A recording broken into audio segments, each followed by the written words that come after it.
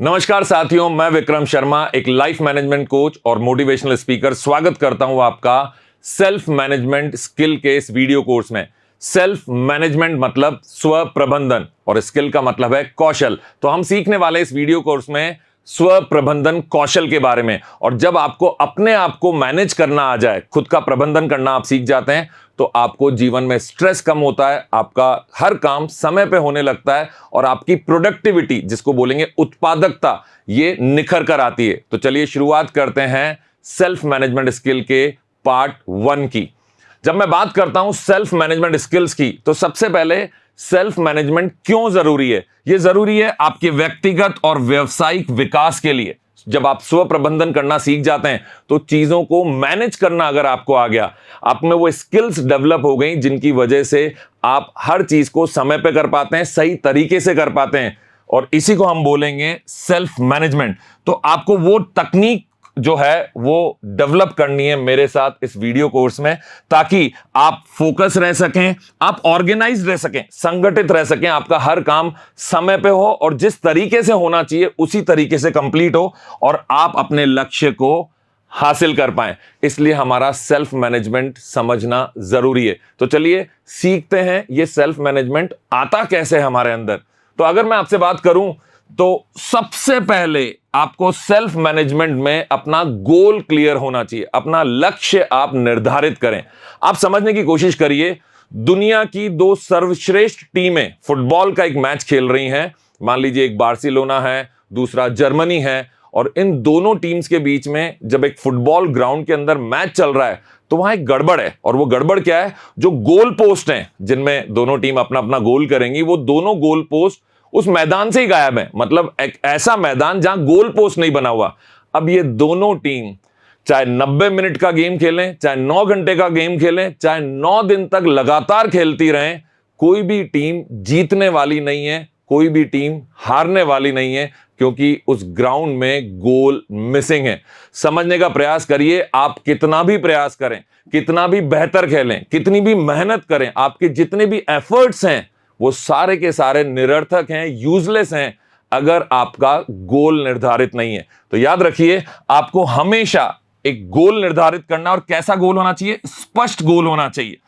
ऐसा गोल निर्धारित करें जिसका आप वर्णन कर सकें, जिसको आप एक्सप्लेन कर सकें। यह मत बोलिए मुझे बड़ा आदमी बनना है, मुझे फेमस बनना है, मुझे पैसे वाला बनना है। ये एक ऐसा गोल है जो ब्रॉड है, आप समझ रहे हैं, ये व्यापक है। कोशिश करिए स्पष्ट गोल को डिफाइन कर पाएं। कैसे? आप बोलिए मुझे अगले 5 साल में 2 करोड़ रुपए कमाने हैं, मुझे अगले 5 साल में 10 करोड़ रुपए कमाने हैं, मुझे अगले 5 साल में पूरे इंडिया में अपना नाम करना है, मुझे इस फील्ड में अपना नाम करना है, चाहे वो टीचिंग की फील्ड में है, चाहे इन्फ्लुएंसर हैं आप, चाहे आप एक बेहतर आईएएस ऑफिसर हैं। जिस भी तरीके से आप अपना काम करने वाले हैं उसको पूरी तरीके से स्पष्ट तौर पर डिफाइन करिए। तो आप क्या हासिल करना चाहते हैं वो स्पष्ट तौर पर डिफाइन करेंगे तो हम बोलेंगे आपने क्लियर गोल सेट किया है। तो क्या आपने अपना क्लियर गोल सेट किया है? अगली टेक्निक जो है वो सीधा सीधा कहती है कि आपका गोल कैसा होना चाहिए। आपका गोल होना चाहिए स्मार्ट गोल। स्मार्ट का मतलब क्या है? स्मार्ट का एस कहता है स्पेसिफिक होना चाहिए, स्पष्ट होना चाहिए। आपको पता होना चाहिए कि मुझे यह काम करना है, मेरा यह टारगेट है। स्पेसिफिक, टू द पॉइंट, आपको क्रिस्टल क्लियर हो। आप गोल गोल बातें मत करिए अपने गोल को लेकर, उसे गोल मत बना दीजिए। आपको टू द पॉइंट क्लियर होना चाहिए कि मैं ये हासिल करना चाहता हूं, मुझे इस पद पर पहुंचना है, मुझे इतना पैसा कमाना है, मुझे ऐसा मकान बनाना है, मुझे इतनी पढ़ाई करनी है, ऐसा एग्जाम क्लियर करना है, इतनी रैंक लानी है। ये आपका हो गया स्पेसिफिक गोल। फिर होना चाहिए मेजरेबल। मेजरेबल मतलब मुझे टॉप 10 में आना है, टॉप 100 में आना है, टॉप 1000 में आना है, मुझे 90% कम से कम लेके आना है। मेजरेबल, ये जिसको आप नाप सकें, जिसका एक माप हो, ऐसा मेजरेबल गोल होना चाहिए। फिर होना चाहिए अटेनेबल, जिसे हासिल किया जा सके। ऐसा गोल नहीं जो आपने बस बोल दिया मुझे चांद पे जाना है।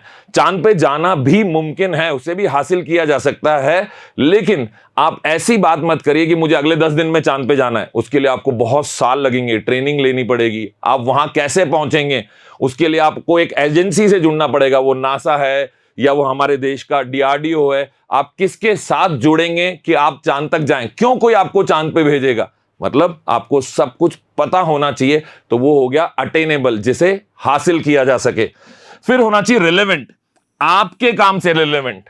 आप काम तो कुछ और करते हैं और आप बात कर रहे हैं चांद पे जाने की। अरे अगर आप एक साइंटिस्ट होते, स्पेस साइंटिस्ट, और उस तरीके से आप अपना गोल निर्धारित करते जो आपके काम से जुड़ता है, संबंध बनाता है, बिल्कुल कोई दूसरा संबंध विच्छेद हो रखा है और आप किसी और ही गोल की बात कर रहे हैं, तो ये मेजरेबल गोल नहीं है, ये स्मार्ट गोल नहीं है।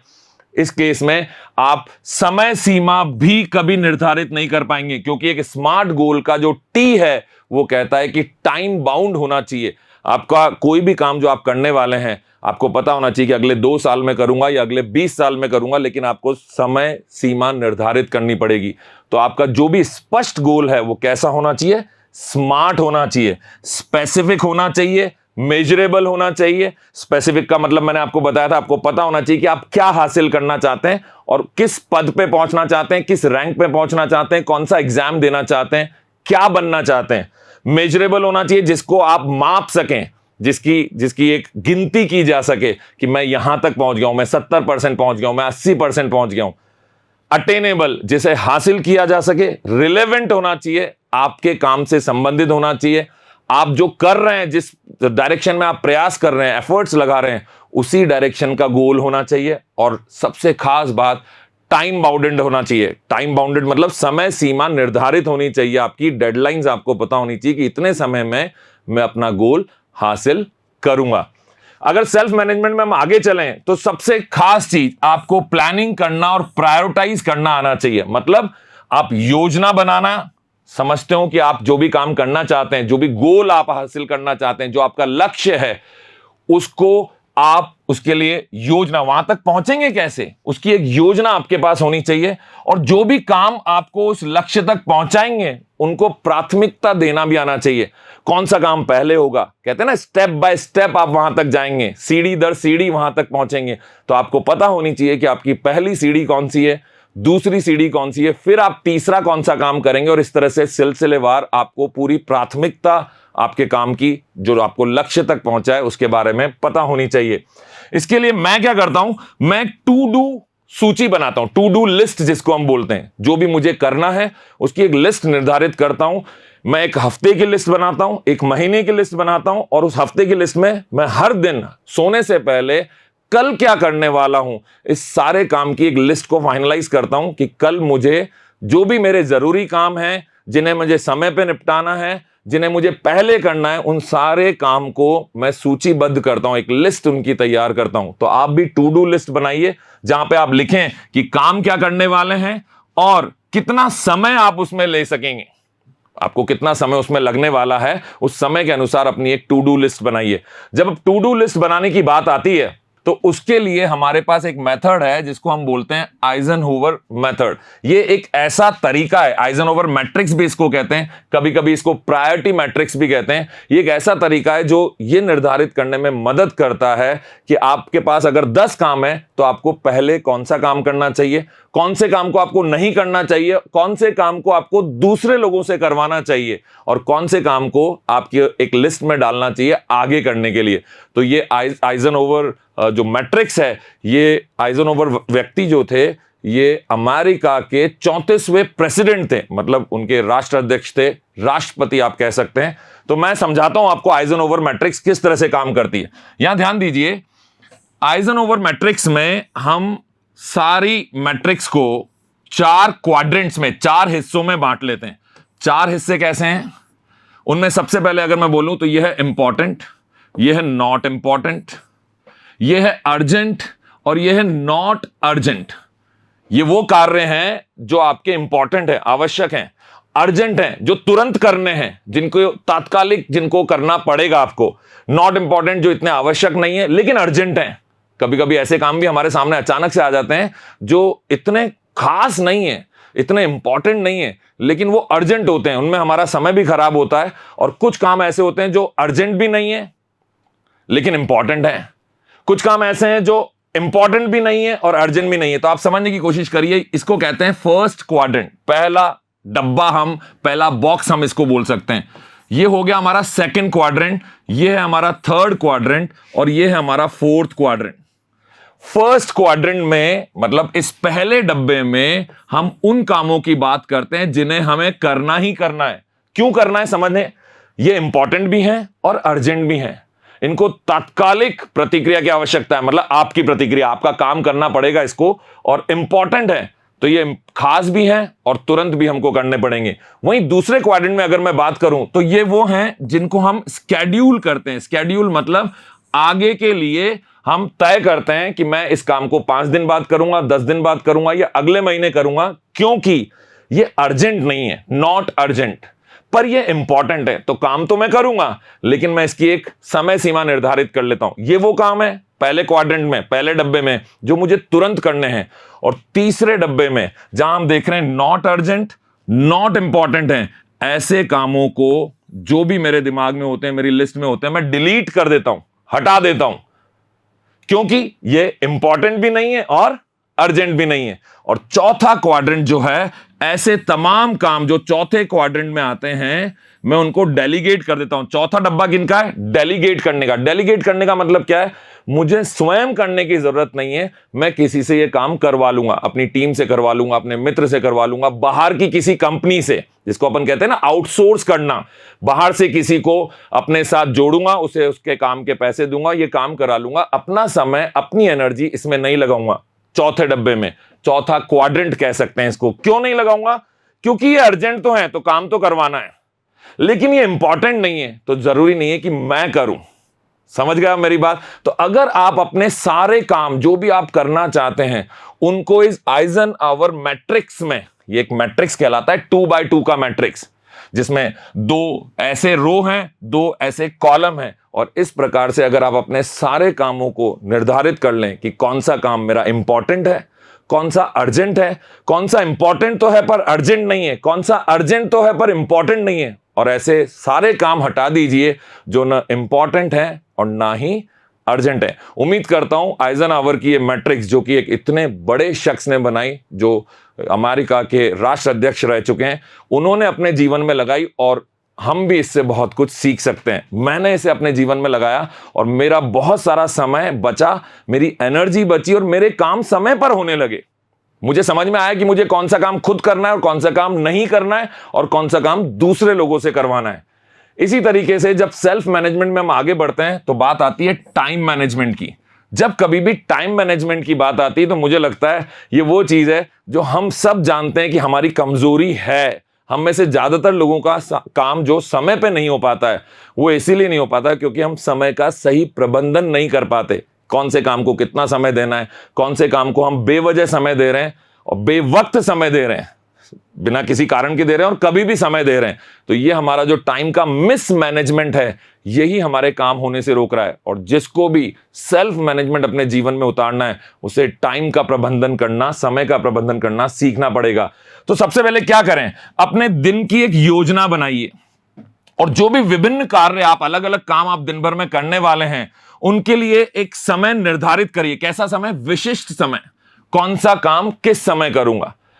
पूरे दिन भर के पहले हिस्से में, जिसको हम कहते हैं ना लंच टाइम से पहले, वह कौन से काम कंप्लीट करूंगा। उस लंच टाइम से पहले जो काम है वो भी 10 बजे तक कौन सा काम हो जाएगा, 12 बजे तक कौन सा काम हो जाएगा। ये आप जो विशिष्ट समय है अपने अलग अलग कार्यों के लिए निर्धारित करिए। जब आप ऐसा कर लेंगे तो आपने टाइम अपने काम के अनुसार मैनेज कर लिया। अब आपकी विल पावर, इसकी दृढ़ इच्छा शक्ति की जरूरत पड़ेगी कि आप उन कामों को समय से पूरा भी करें जो आपने लिखा है। और देखिए, जब आप समय सीमा निर्धारित करते हैं तो धीरे धीरे अंदर एक बायोलॉजिकल क्लॉक चालू हो जाती है। बायोलॉजिकल क्लॉक समझ गए? आपका शरीर ही अपने आप में घड़ी की तरह काम करता है। वो आपका दिमाग जो है, आपका अवचेतन मन, सबकॉन्शियस माइंड, ये आपको बार बार याद दिलाता है कि 11 बजे तक तुमको ये काम करना है। तो सबसे जरूरी है कि पहले आप लिखें, लिखने से पहले समझें कि आपको कौन कौन से काम करने हैं, फिर उनको, जैसा मैंने मैट्रिक्स बताई थी, आइजनहावर की मैट्रिक्स, उनके अनुसार अलग अलग खंडों में विभाजित करें।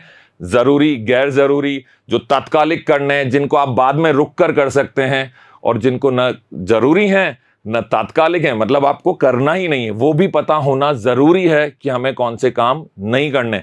अब इसको एक और उदाहरण मैं देता हूं।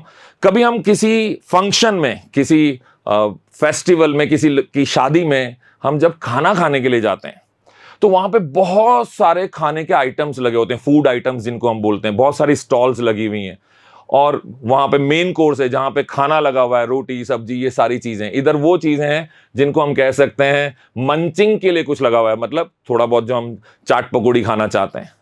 क्या हम वहां जाने के बाद इस स्टॉल से चालू होके अंतिम स्टॉल तक सब कुछ खाते हैं? नहीं, हम चुनते हैं कि मुझे ये खाने का मन हो रहा है, ये मुझे पसंद है, ये कुछ टेस्ट किया मुझे अच्छा लगा मैं ये खाऊंगा, ये मुझे इतना अच्छा नहीं लगा बस मैंने टेस्ट किया और छोड़ दिया। और फिर हम निर्धारित करते हैं कि मैं इतना खाऊंगा इतना नहीं खाऊंगा।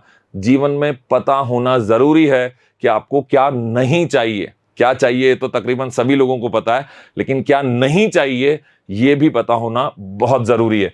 तो अपने सारे कामों को एक विशिष्ट समय दीजिए और अपने टाइम का प्रबंधन करिए। इसके लिए कई सारे टूल्स भी हैं, ऑनलाइन एप्लीकेशंस आती हैं, आपके मोबाइल में आप यूज कर सकते हैं, आपके डेस्कटॉप लैपटॉप में आप यूज कर सकते हैं। एम्प्लॉय कैलेंडर्स नाम से एक एप्लीकेशन है। प्लानर्स हमारे सभी फोन में, चाहे एंड्रॉइड हो चाहे एप्पल हो, किसी भी प्रकार का फोन, आईफोन आप यूज करते हैं, एंड्रॉइड यूज करते हैं, कैसा भी फोन आप यूज करते हैं, उसमें प्लानर आता है। आपको जरूरत है थोड़ा सा उसमें ढूंढिए, गेम खेलने की जगह कोशिश करिए ऐसे प्रोडक्टिविटी प्लानर्स का आप इस्तेमाल करें। ये प्लानर्स आपको फिजिकल फॉर्म में भी मिलते हैं, आप बाजार से खरीद सकते हैं।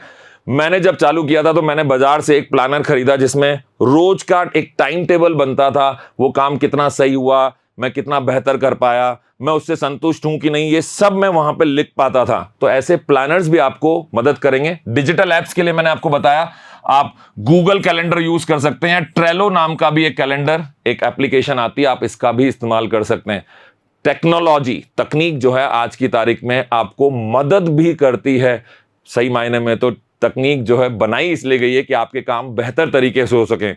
जब हम उसे गलत तरीके से इस्तेमाल करते हैं तो हमारा टाइम खराब होता है। जैसा कि सोशल मीडिया पे हम बहुत सारा समय कई बार व्यर्थ कर देते हैं और बाद में हमें गिल्टी होती है, हमें एक पश्चाताप होता है, एक परेशानी होती है कि मैंने 1 घंटा 2 घंटा क्यों खराब कर दिया। तो कोशिश करिए आप टेक्नोलॉजी को सही तरीके से इस्तेमाल में लाएं, जिससे कि आपकी प्रोडक्टिविटी, आपकी उत्पादकता बढ़ सके।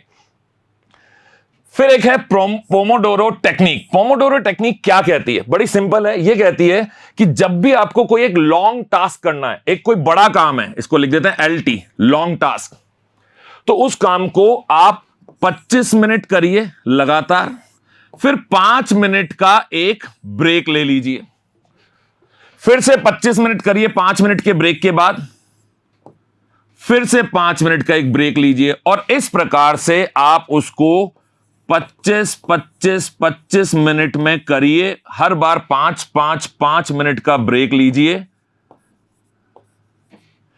और अंत में जब आपको यह काम करना है, जब आपने ये 4 बार इस साइकिल को कंप्लीट कर लिया, 25 मिनट लगातार आप किसी चैप्टर को कंप्लीट करने बैठे, आप कोई आर्ट एंड क्राफ्ट कर रहे हैं, आपको कोई प्रोजेक्ट कंप्लीट करना है, एक रिपोर्ट बनानी है, तो आप 25 मिनट तक लगातार उस रिपोर्ट पर बिना किसी डिस्ट्रैक्शन के, बिना किसी भटकाव के कार्य करते रहिए। फिर 25 मिनट के बाद आप 5 मिनट का ब्रेक लीजिए। इसके लिए आप मदद ले सकते हैं एक अलार्म वॉच की, या अपने मोबाइल में एक टाइमर सेट कर सकते हैं। और इसको पोमोडोरो टेक्निक कहते हैं क्योंकि इसकी एक बड़ी मजेदार कहानी है। एक व्यक्ति थे इटली के जो अपनी यूनिवर्सिटी की पढ़ाई के दौरान इस तकनीक का इजाद उन्होंने ही किया, और उनका कहना था कि उनके पास जो अलार्म पीस था, जो घड़ी थी, वो टमाटर की शेप की थी, और इटालियन भाषा में टमाटर को पोमोडोरो बोलते हैं, तो उन्होंने इस तकनीक का नाम ही पोमोडोरो टेक्निक रख दिया। वो कहते हैं कि 25 मिनट तक लगातार आप किसी भी काम को बिना ध्यान खोए, मतलब पूरे फोकस के साथ,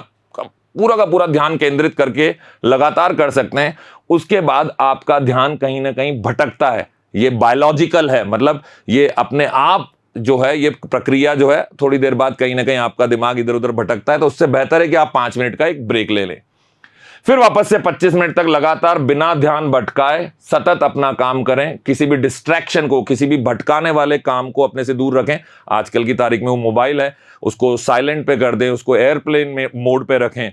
तो इस तरीके से कोई भी चीज जो आपका ध्यान भटका है उसको साइड में करिए, 25 मिनट लगातार काम करिए, फिर से 5 मिनट का ब्रेक लीजिए। जब आप 5 मिनट का ब्रेक लें तो पानी पी सकते हैं, थोड़ा बहुत हल्की फुल्की एक्सरसाइज कर सकते हैं, हाथों को ऐसे खोल सकते हैं, थोड़ा ऊपर नीचे बैठ सकते हैं, जिससे कि वापस से एनर्जी चेंज हो। और जहां बैठ के आप काम कर रहे थे वहां से उठिए 5 मिनट के लिए, फिर वापस आ जाइए। ऐसे आप बार बार अलार्म लगाइए, क्योंकि हो सकता है आप अलार्म ना लगाएं तो 5 मिनट का ब्रेक कभी 15 मिनट का बन जाए। और कभी भी उस ब्रेक के दौरान फोन जैसी चीज को चेक मत करिए। चेक भी करते हैं तो सिर्फ ये देखिए कुछ खास तो नहीं है, उसको रख दीजिए। पर 90% चांस है कि जब आप चेक करेंगे तो उस समय पे कोई नोटिफिकेशन, कोई फेसबुक, इंस्टाग्राम, यूट्यूब, व्हाट्सएप का एक नोटिफिकेशन, एक मैसेज आपको ऐसा दिखेगा जो आपको उस 5 मिनट को कब 15 मिनट और कब आधा घंटा कर देगा, पता ही नहीं चलेगा। तो प्रयास करिए ऐसे समय पे जब आप 5 मिनट का ब्रेक ले रहे हैं अपनी पोमोडोरो टेक्निक में, उस दौरान आप मोबाइल से थोड़ा दूर रहें। फिर 25 मिनट इस प्रकार से आपने 4 साइकिल कंप्लीट की। उसके बाद आपको एक बड़ा ब्रेक लेना है 20 मिनट का। ये 20 मिनट का ब्रेक, वो जो अभी तक आपने जितना भी काम किया है उस काम के बारे में आप सोचिए, आपने कैसे किया, ठीक ब्रेक लीजिए आराम से, फिर आपने अपने काम को आगे बढ़ाइए। तो अगर आप ये 25-25 मिनट के 4 बार काम करते हैं 5-5 मिनट के ब्रेक के साथ, तो मुझे लगता है कि आपका काम समय पे होने लगेगा और आप अपने टाइम को इफेक्टिवली मैनेज कर पाएंगे। और यही टाइम मैनेजमेंट की खास टेक्निक है। सेल्फ मैनेजमेंट में आगे हम बात करेंगे, अच्छी आदतों को अपने अंदर विकसित करिए। क्या है अच्छी आदतें? अच्छा चलिए, आपको मेरी जरूरत है ये बताने के लिए कि अच्छी आदतें क्या होती हैं।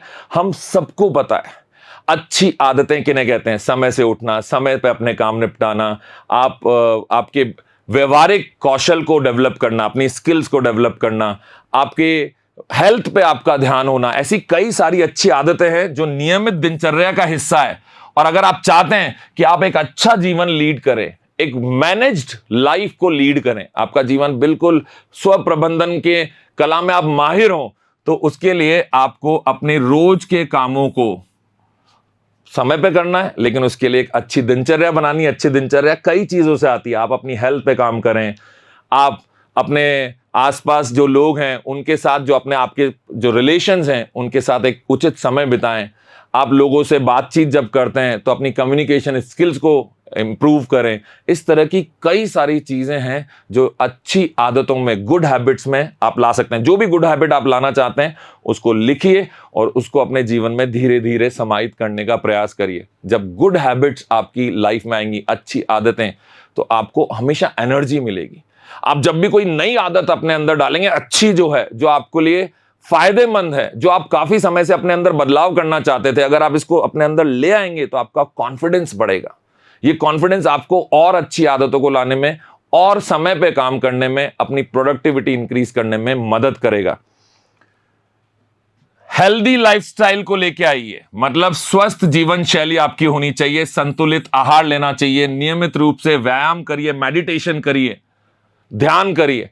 मैं नहीं कह रहा कि आप इसके लिए घंटों लगा दें, जिम में जाएं और 4-5 घंटे तक आप लगातार एक्सरसाइज कर रहे हैं, ऐसा नहीं करना चाहिए। आमतौर पे लोग ऐसा करते भी नहीं है।